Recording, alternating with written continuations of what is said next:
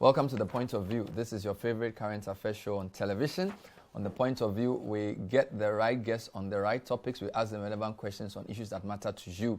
And the big discussion in Ghana this week is proposals by some of our utility service providers for tariff increases. They argue they haven't had a proper tariff adjustment in years. They've been engaging with the Public Utility Regulatory Commission on why they should approve those upward adjustments. Tonight, I have three of the most important utility service providers in studio to explain to us how far they've come, why they're asking for those adjustments, and what that would mean for the quality of service you get. We'll be right back.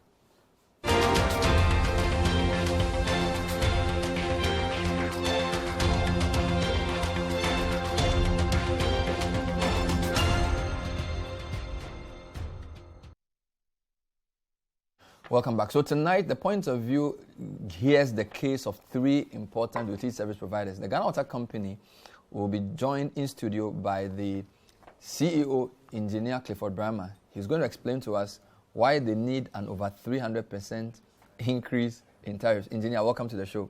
Thank you very much. Ghana Grid Company will also join us. Samuel Koakwa is a manager for strategy, risk, and compliance. They are just looking for 48%. So some people say it's not that wild, but he's still here to justify that to our viewers. Are you an engineer or a commercial guy? You're a commercial guy. Yes, I'm a commercial. Okay, so good to have you, Mr. Akwa. Thank you, Bernard. Fantastic.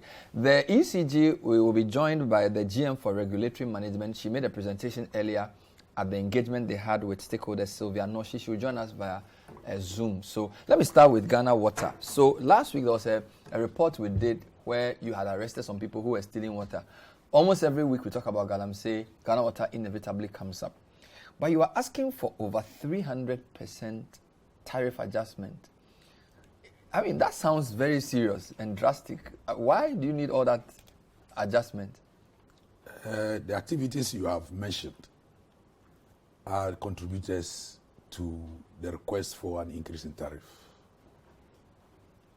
We had three scenarios, so we have three scenarios. Okay. But the media just decided to go for the biggest one and to go to the market with it. Oh, really? There are expenditure lines. In 2015, by government policy then, was that all loans taken by the states to put up water infrastructure should all be on lends to GWCL. They did not discuss with PURC to find a line item on the tariff for the payment or repayment of those loans. Okay. So what we are saying is that if that is what they have put up, then PURC, please, there is this burden that we have to cater for, else we'll be taking the money from our operational funds and that will delay some of the repairs and payment of our suppliers. And so once you put the on-lend loans onto the tariff proposal, it goes to the 300%. And that's why I was saying that the reportage was more like mischievous. So you're saying that this 330% was not the only proposal you made? There are three so scenarios. This scenario is based on something? Yes, the scenarios are based on the expenditure lines. And once we are dealing with the consumers, we are having a stakeholder consultation. Everybody must know what it takes to be efficient, what it takes to be able to maintain the company, what it takes to make sure that we leave this company for people to come and still inherit, and it's still a good So service. This 300% was based on one expenditure line? No, it was all the expenditure lines. That's what it means, total. One is our OPEX, CAPEX, desalination, on-lend loans. Good. What about scenario 2? Scenario 2 is OPEX, CAPEX, and desalination. But the last one is not part? No. The fourth one you mentioned? Then yes. So and that one, what percentage would you ask for scenario 2? Oh, that's about 200. 200%? Yes, and scenario 3 is what? Scenario 3 is OPEX. That's all. And that one, what percentage? It's about 140 thereabout. So it's not mischievous, just like incomplete reportage. As in, they chose the one that they thought was more alarming.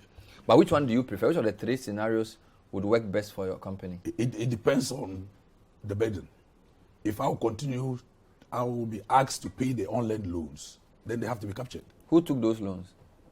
The government of Ghana. On your behalf? On the behalf of the people of Ghana. For what? What do they do with the money? They use it for the water infrastructure. Pump phase 1. Most of them. But you don't want to add that to your balance sheet. It is there. But if it is there and it's supposed to be catered for, then there should be but aren't you being technical? If government took loans to expand water infrastructure, which supplies water for you to operate, why are you trying to separate that from your operational expenditure? Because the choice of the location of the infrastructure is not based on any financial analysis. It's based on the need of the people, because as a state, the government is responsible to provide water to everybody, even if the person can pay or not pay. I see. And so if I'm supposed to service such a person and then get some money and pay the loan, then something must be done to make sure that the company has that revenue. And when did government take these loans to expand this infrastructure? Was it 20? Oh, that's from time memorial to 2015. I see. So it's not new? No. New ones haven't come on board yet. Is there a scenario which takes out the desalination plant? No, because it's there. It's law now. Water purchase agreement has been signed. Parliament approved it. And that was a Ghana water deal. That wasn't a government of Ghana deal. It's a government of Ghana deal, so the desalination plant. Because it was sovereign guaranteed. So when was the last time you had an upward adjustment? I think 2018. Based on the automatic adjustment? No, 2018 there was a tariff review, and the GWCL got a little. No, I think they maintained ours while the energy cost came down. So in effect, once the energy came down, and we were maintained, so it's like we've gotten an increase because energy is about 40% of our expenditure. What are the top drivers of your operational costs which necessitates the upward adjustment? One is the chemicals. Okay. As we see today, from January to today, our chemicals have gone up by 60%. Volume or value? Volume.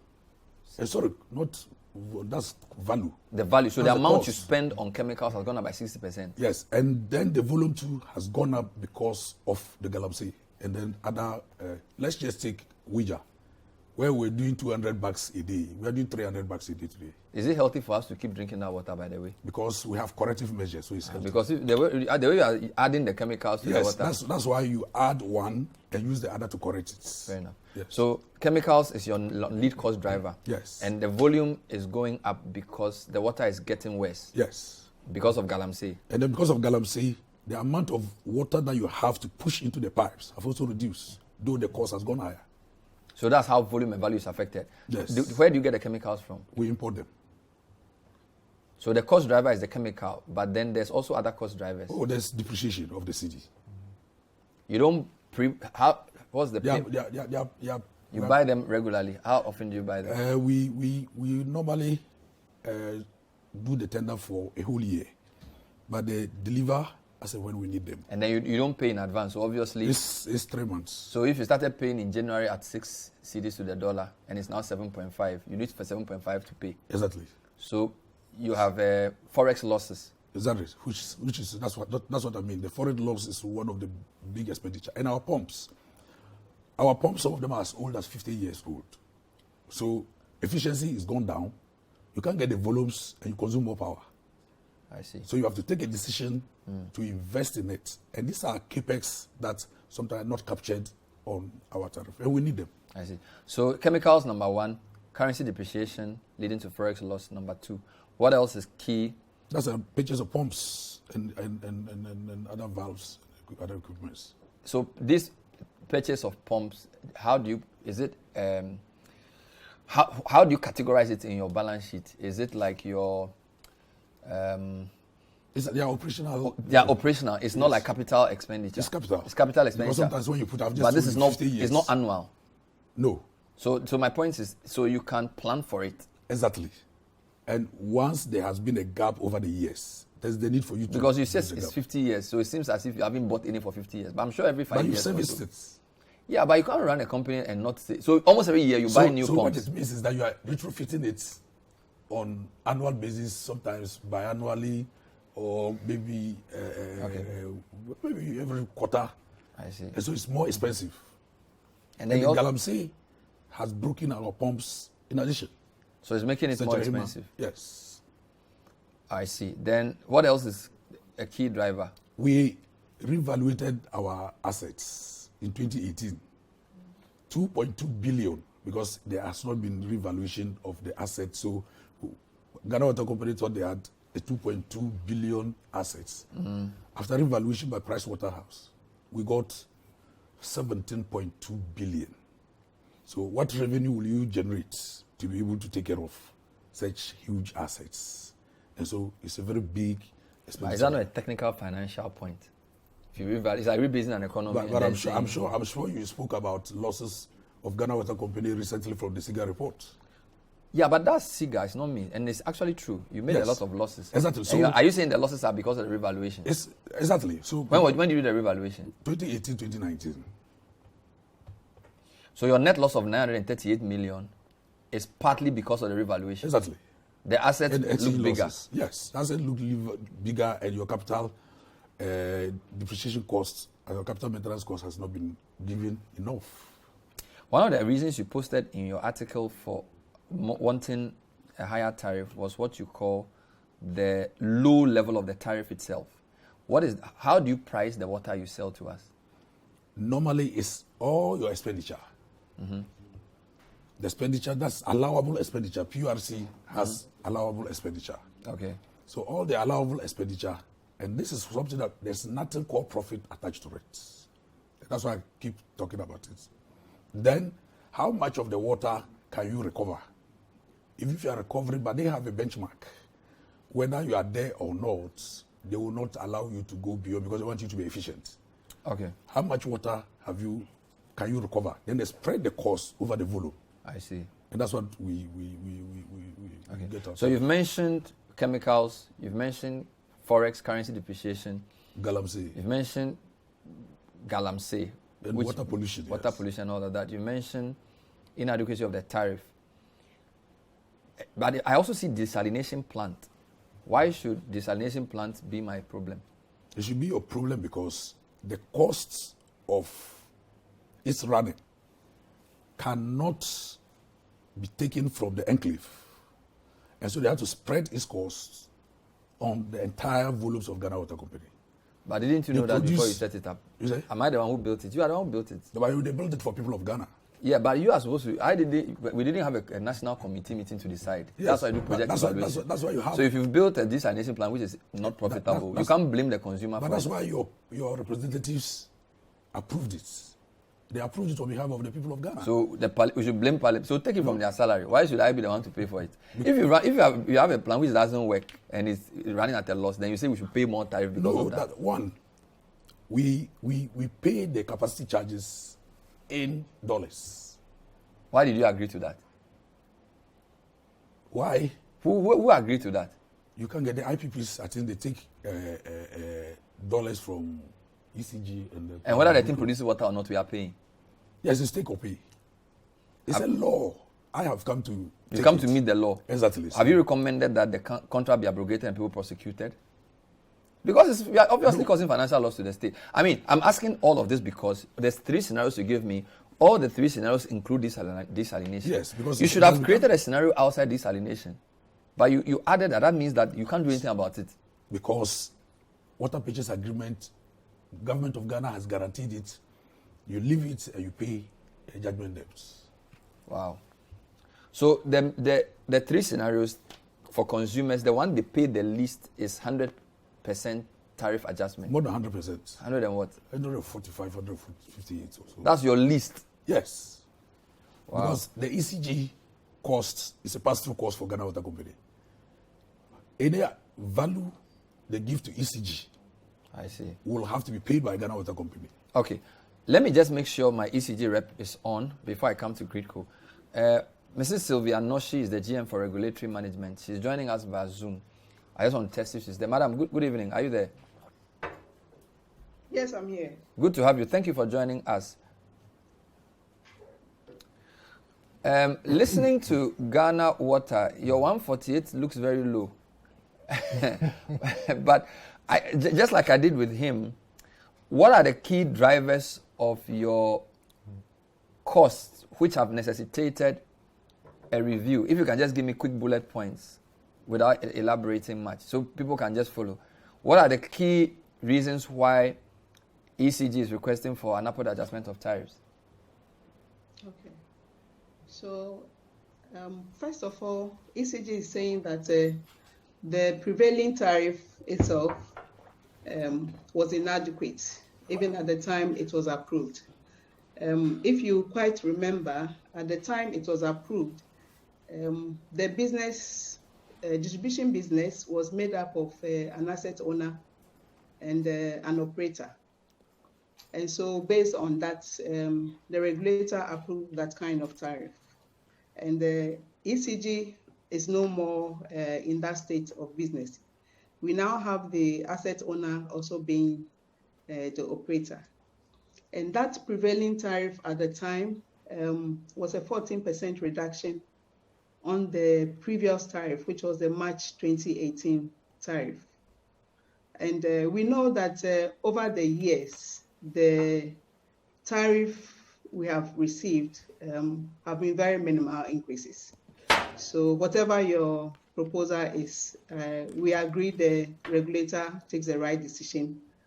But of course, if the right decision is a low tariff, it doesn't make the utility happy because it doesn't recover the distribution cost. So over the period, the minimal increases coupled with the last approval of a 14% reduction actually has not helped ECG at all.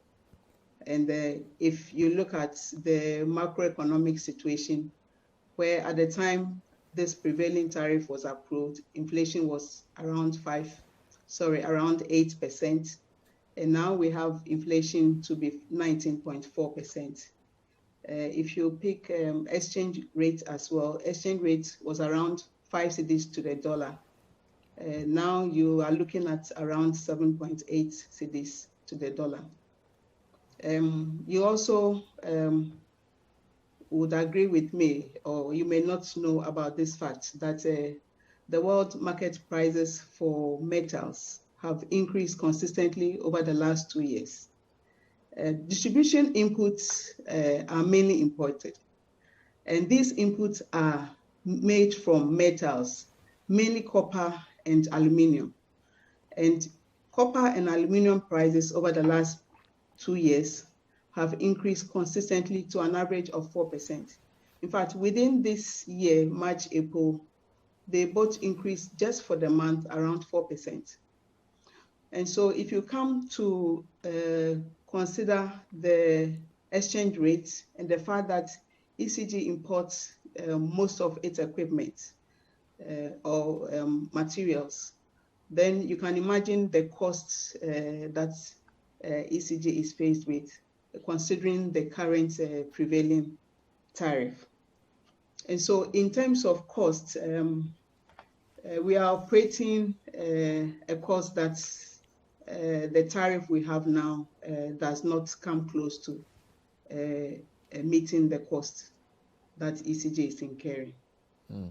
So in a nutshell, the 2018 situation has changed on both a macro and a company level such that it doesn't make sense to keep using the 2018 assumptions to run the company in 2022. Yeah, that's right. And not only that, in the last few years, ECG has undertaken several investment projects. There is this fact that in the distribution industry, you cannot do without investing. You are bound to invest, because if you don't keep on investing in certain aspects, I mean, your system at a point would just crash. And so investments are very necessary. And so ECG in the last few years has done quite some investments, and this needs to be recovered as well. In addition to that, the tariff is a 5-year tariff, and we also have to project, have an investment plan. You have to look at the areas that need investment and then do just that. So per the rate setting guideline provided by the regulator, you are allowed to also factor in the kind of investment you think are necessary during the period. And so we have also factored in the required investment during the period. And so these together gave us the increase that we are requesting. Can you clarify? I heard you earlier say that the 148 is just an initial increase, and then for the next few years it will be 7% per annum. Is that the point, the position? Yes. This is because, like I said, over the years, there's been this gap between what the actual cost recovery tariff is and what the regulator would approve. Now, with time, there's been a wide gap. So you look at what I just mentioned about the reduction. I mean, you can imagine if we did not have the 14% reduction. Now, if I want to go back to what we had in 2018, that is going to be a 28% to get that. Now, you look at previous increments, if we had quite considerable increase, I mean, close to what would meet our distribution cost, then certainly this time round, we would be asking for something perhaps around 50% increase. So this is the backlog which has made us arrive to this figure of 148. Now we are saying that if the 148 is approved, then what it means is that the remaining years, year on year, we will not need that much increment. And that should be an average of 7.6 year on year for the next 4 or 5 years. All right. We'll let that sink in for now. We'll come back to you before the program ends. Thank you. That was the second person on the show, Sylvia Noshi, GM Regulatory Management Electricity Company. I'll come back and talk to Gridco. They are asking for only 48%. But it seems as if they are a very important part of the power system that if things do not work with them, nothing works. So I'll come and question Samoko Aqua on why they're asking for an increment. Because again, we are told there are 3 levels. Okay, so there's the one who generates, the one who transmits, and the one who distributes. So if the last end guy has gotten his increase, why do you also need some? why don't you all just share what the ECG will get? Why do you also want some of the thing? We'll come back to that. And we'll read some of your comments. I've received some questions specifically targeted at some of the utilities. I'll read them when we come back as well. Stay with us.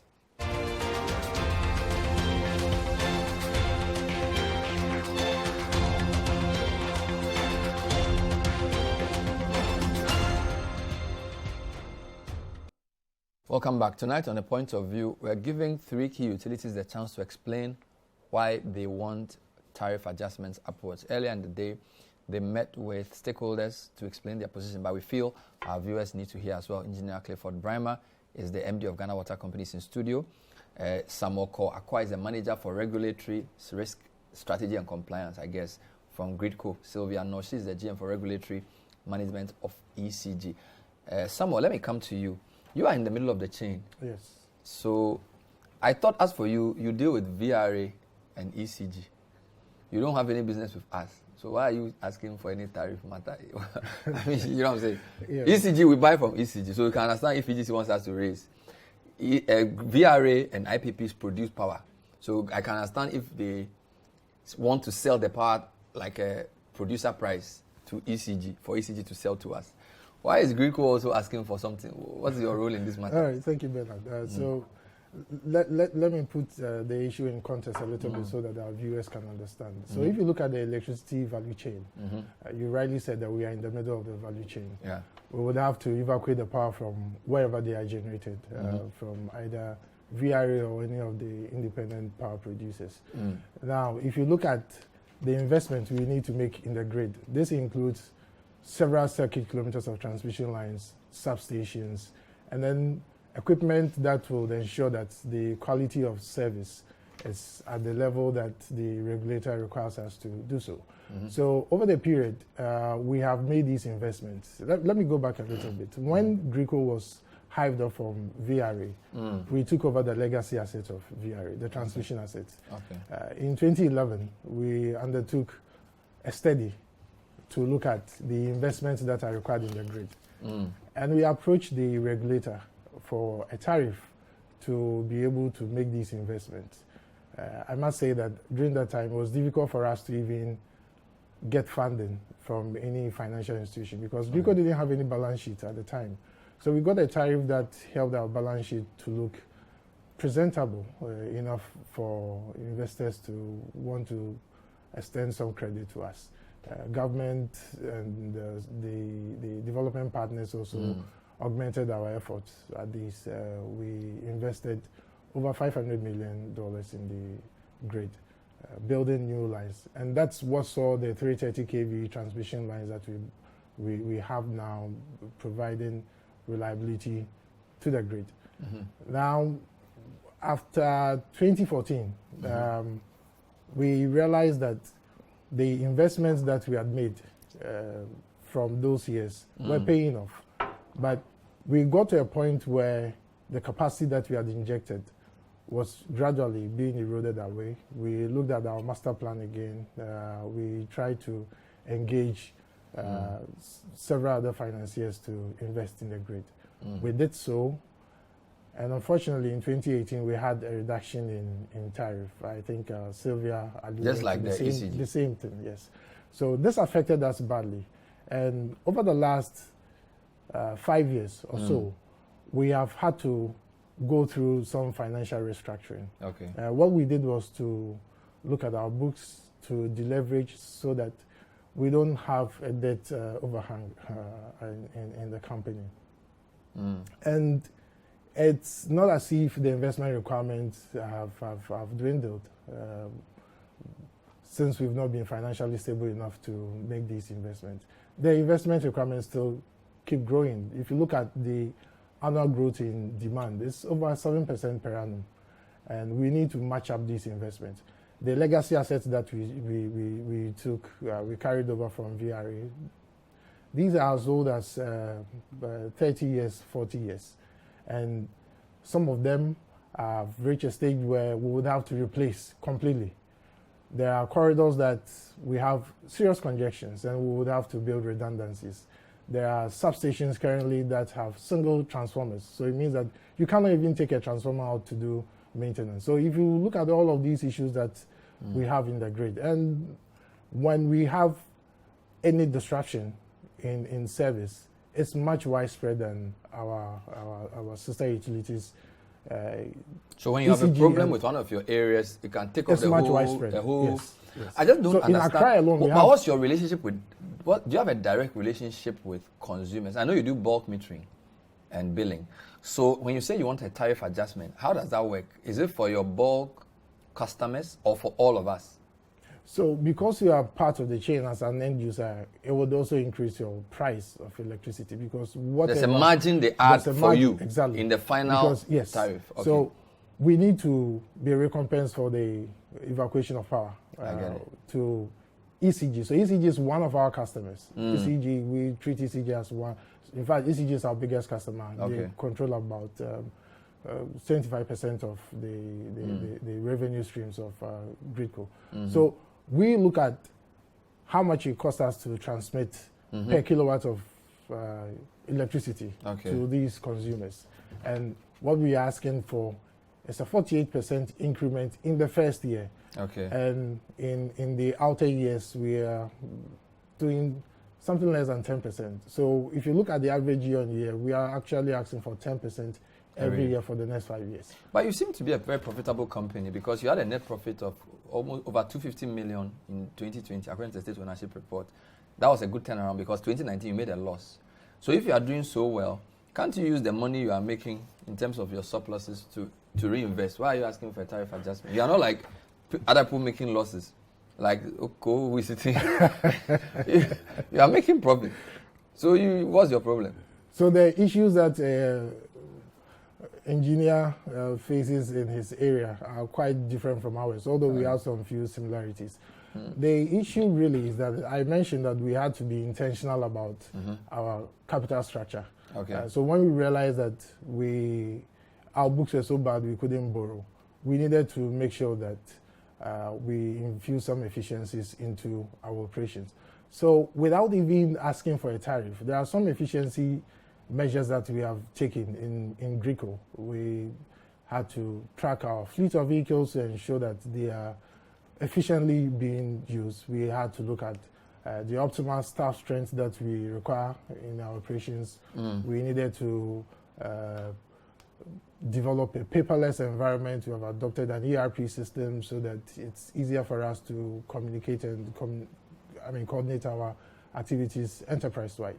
So there are some of these efficiency improvements that we did just to look at growing the top line, because it's very difficult to grow the top line because we don't control price. But then there is the natural surge due to the demand growth year on year. I see. So we needed to control costs in order to... Just a question for each of you.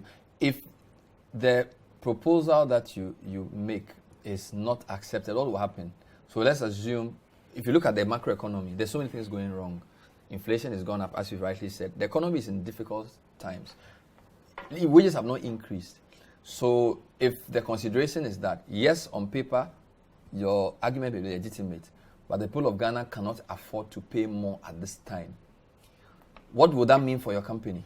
For GWCL, before I go there, I just want to draw your attention that the 3 units that you spoke about earlier, as far as the electricity is concerned, production by VRA, transmission by Greco, distribution by ECG, these are all into the business model of GWCL. Okay. We produce, we transmit, distribute. So we are doing the 3. And so some of these challenges... So you are like a compound... Exactly. You are like 3 of them put together. So internally now, we are rearranging the business model. Okay. So we've gone into investment in bulk meters. I should be able to tell how much water is produced, how much water is transmitted, how much water is distributed. Then we can actually reduce the losses and increase efficiency. I just want to draw your attention to that. And the way water utilities are run are such that what you call profit for him is a surplus for me. And that goes to benefit the consumer. That's why we don't declare profits. If this 250 million that they would have gotten, what we would have done was probably to use it to reduce the cost of capex. If I become efficient, and then today I'm doing 45% non-revenue from 55%, 54% in 2017. So we'll drop by 9%. Of as in water that we cannot account for. It used to be 55. 54 in it's now 2017. 45. It's 45 now. You've dropped that by 9%. By 9%. It has to call for investment. What it means is that I used to get the 54, I used to recoup 46% of the water. And the rest was just gone. Then I have to take the expenditure and spread it over this 46 volume. Yeah. Today, I'm doing 45, so I'm recouping 55. What it means is that this expenditure is spread over the volume of the 55%. I see. So you see the unit rate would have come down if expenditure remains. But why are you making only 45%? The infrastructure is very old. So it's not as if people are even stealing the water. The water is just getting wasted. No, some are being stolen. Okay. And the infrastructure of Ghana GWCL from independence is to supply the water to the people, but not to sell the water. I get it. And so they were just laying the pipes. You can join from anywhere to wherever is closer without looking at the hydraulics. But how does this compare to other countries in West Africa, for example? You are making... to be frank with you, we are the shining star in West Africa, of our region. They must be very bad. Now only 45% of the water that's... But it's going down, and that's why we need the investment. If it goes to 35, what it means is that I'm going to be recouping 65%. So if we give you the money, what will it come down to? It was 54. It's now 46. Or 45, yes. What is your promise after? We are doing 2% every year. I see. It is not an easy task. The last time we were having a stakeholder consultation, I told them, this country brought a company called AVRL with the help of the World Bank, gave them about $100 million. And I can tell you today, they worked for 5 years and were out. Their performance is there. 2017 to today, we haven't gotten any injection. And I can tell you our performance is far better. So back to my question. Let's assume the government says, I understand all your arguments, but the people of Ghana cannot pay. Exactly. What will happen? So it means that we will have to work within the constraints again. But the rate at which the consumer would have gotten benefits by having reduction in tariff along the line will not happen. And so we'll just continue to... Let me ask ECG the same question. Madam Noshe, I understand your arguments, the 148 and all of things you've said, but what if the political or economic consideration for the customers or citizens is that they can't pay at this time? What would that mean for ECG? ECG, as I said, is already struggling, and we are hoping that we'll get something. If we don't get an increase, our expectation is that we'll be able to get some kind of support. For instance, now government is currently helping us deal with our capacity charges, excess capacity. There's a point I left out regarding how we arrived at the 148. We also have what we call unrecovered generation cost. The bulk generation charge does not cover fully the prices of the PPAs we have signed.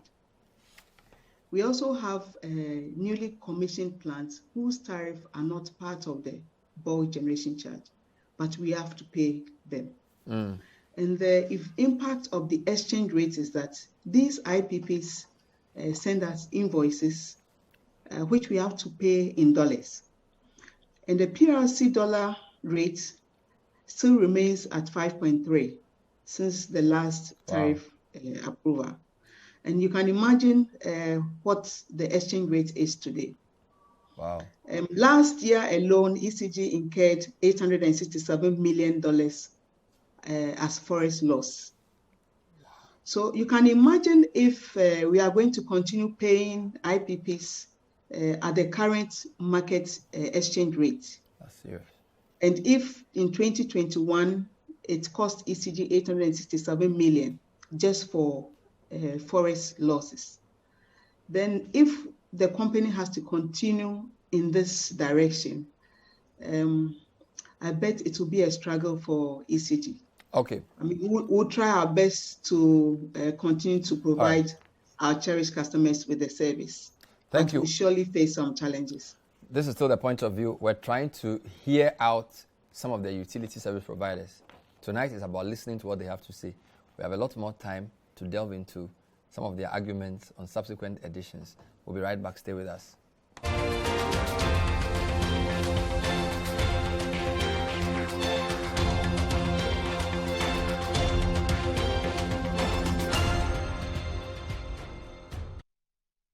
Welcome back to The Point of View. Tonight is about utility tariffs and the proposals for adjustment. By the way, the PURC would make a decision and announce it in July, so we still have a while to go. A couple of questions for you. Bernard, find out from the ECG and Ghana Water Company whether it's not cheaper for them to negotiate and buy directly from the producers of chemicals or meters without having to use middlemen who add their margins to the cost of the products.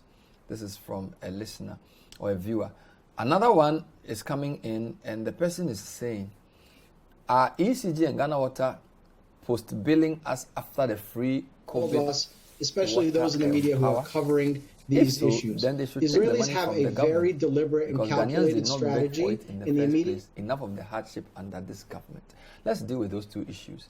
The issue of using middlemen to procure the chemicals, adding to the cost, and whether this is not an ex post facto plowing back of the free water you gave us. The first one, the chemical supply has become so competitive that people now go and they just represent the manufacturers here. And so when you even go to buy, you will be adding margins whilst these people are here taking their commission. Okay. So the prices will not be attractive to GWCL. It's not competitive. And so when we do the open tender, you will not win. And so now it's the companies that are competing among themselves. If you look at the pipe suppliers, we even lock our prices annually because we do framework. Okay. So we are dealing with the suppliers. The valves, the same way. We've locked the prices because we are doing the framework. So that we do lock the price for a whole year. And then so we are dealing with them directly. We are no longer dealing with intermediaries. So no middlemen. No middlemen. Is this it's free water? Look, the free water, I said it here, and people maybe somewhere or on your radio, that government paid for the free water. So it wasn't like free. It was free to the consumer, the end user. But for the government of the day, it wasn't free. We had one customer. And so all bills from the individual customers were aggregated and submitted to Ministry of Finance for payment. That's what we did. So we can no longer come and take that expenditure and put on consumers. That's not what is happening. This is a new thing. We're doing investments. There are challenges. The company, like our company, 1965, no major work has been done in retooling most of our old infrastructure. And we think that it is time for us to be able to do that. So these are new costs. Let me come to ECG and I'll wrap up with Greco. ECG, you did not meet your 23% regulatory benchmark for system losses in 2020. Your losses, according to the state ownership report, was 26%. In English, that suggests that 1/4 of all the power you produce, you don't get money for it. Is that not something you should internally deal with? And is that not one of the reasons why you are asking us to pay more? Mrs. Noshi? You know, the regulator set targets for the utilities.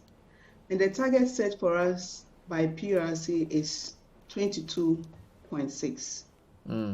So if ECG system loss is above 22.6, it becomes a cost to ECG and not to the customer. I see. So anything, it's our advantage to achieve this system loss or even to do better than what the regulator set for us. But if we do more than that, that is cost to ECG. Fair enough. What baffles me is why isn't everybody on a prepaid meter? Because it seems simple that if all of us are on prepaid meters, you won't have problem with people not paying for power. So some government agencies still have postpaid meters and they owe you so much. I've seen your team go around asking people to pay. Why is it so difficult to procure a prepaid meter? Prepaid meters are expensive. Unfortunately for us, the prevailing tariff has multiple bands and is also progressive. It has progressive rates. Now, when a tariff structure has multiple bands, what it means is that ECG is not able to purchase the ordinary prepaid meters.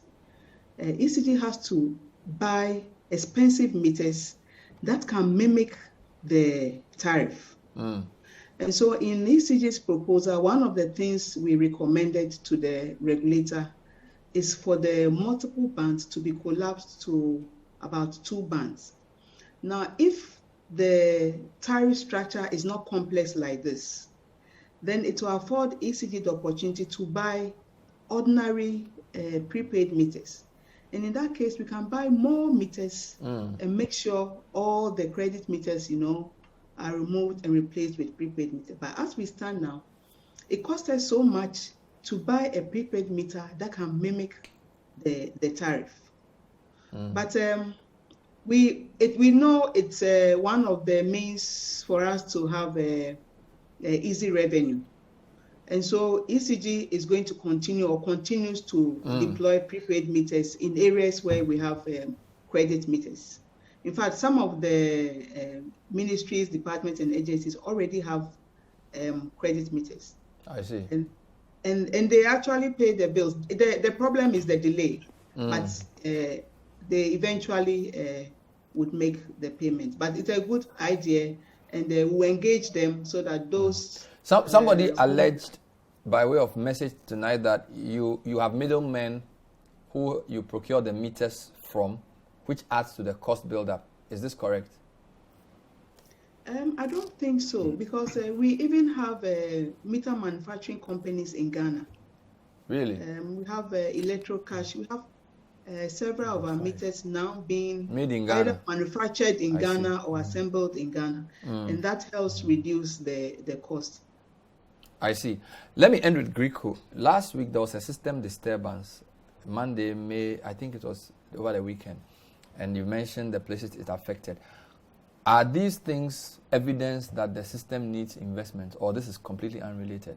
Of course, but Bernard, before I get to that, I want to clear the air on some misconception people have about Greco's profitability. If you look at the regulatory space, so Ghana Water, ECG, Greco, because we are regulated utilities, the PRC ensures that there isn't excessive profiteering. So when you see our profits in our books, you need to look at the drivers of these profits. Greco's profits are actually due to cash flow issues. The reason is that we are not able to have enough to cover our operating expenditure. Okay. So you see a huge revenue sitting in our books, but actually the collection of these revenues are less than 55% of them. And so we cannot also commit so much of this amount into some of the maintenance. So we don't have 100% maintenance coverage.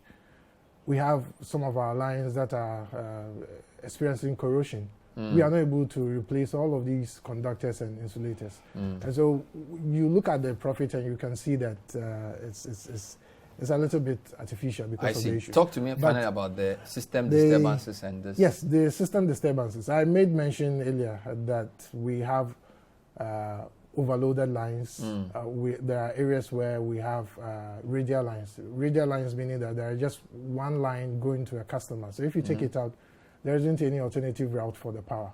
And so when these things occur in the system and we don't have any alternative, the customer would feel the discomfort in the form of an outage. And so that is why we had that disturbance. I mean, it's several factors that account for those. We will chew on the points you've made on the program. We have at least 2 months for a decision to be made. According to the PURC, they will announce their decision in July. Historically, we know that they've always met you halfway. Sometimes they refuse completely. Other times, they give you something small. So we'll see how that goes. So thank you for talking to us. We've been speaking to Engineer Clifford Brahma. He's the Managing Director of Ghana Water Company. Sylvia Noshi is the GM for Regulatory Management for the ECG. And Samuel Koakwa is the Manager for Strategy, Risk and Compliance for the Ghana Grid Company. Thank you for watching. We'll be with you next time. The business dashboard is next. Stay tuned.